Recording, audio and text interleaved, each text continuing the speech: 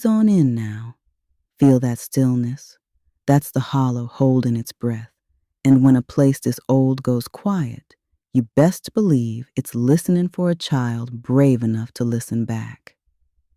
The child whose silence spoke back. There was a child in the valley named Junie May Lark, a girl so soft-spoken, folks sometimes forgot she was in the room. Not shy, not scared, just a child who carried her words like precious stones and spent them sparingly. Junie May had a habit of wandering the hollow at dawn, when the mist still clung to the ground like a quilt not ready to be folded. She'd sit on a flat rock near the ridge and listen to the world waking up, birds clearing their throats, the creek stretching itself awake, the wind whispering secrets it meant for no one in particular. One morning, after the hollow had already begun its strange business with echoes, Junie May climbed to her usual spot.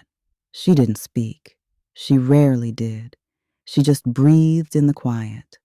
But the hollow had learned to listen too well.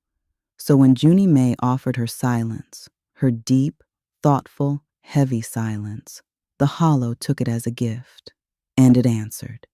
At first it was faint, like a breath caught in a jar. Then it grew, shaping itself into something that wasn't quite a voice and wasn't quite a sound. It was the shape of her silence, returned to her. A hush that felt like the weight of things she'd never said, the comfort she carried for others, the questions she didn't know how to ask, the truths she wasn't ready to speak. The silence settled beside her like a companion, not frightening, familiar. It felt like being understood without having to explain a thing. But the hollow wasn't done.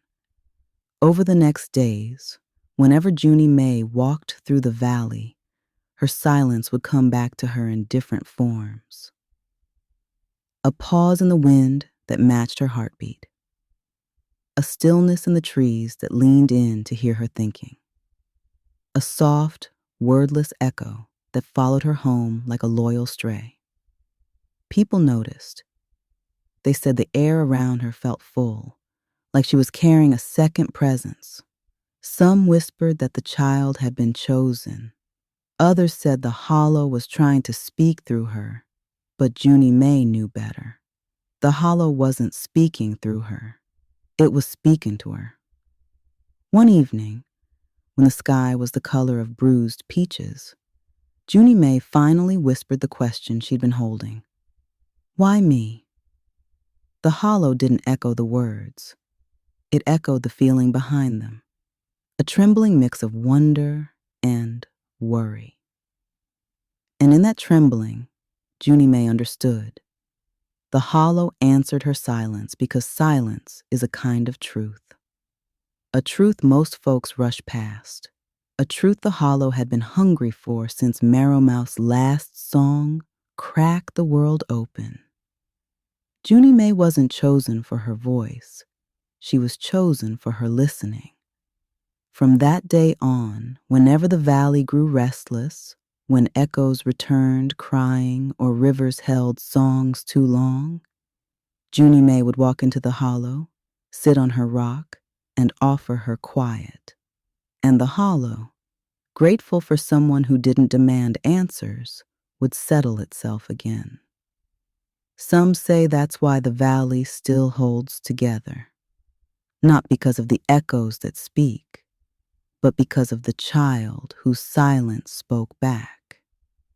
What you don't say still speaks, and the world listens closer when the quiet comes from a brave heart.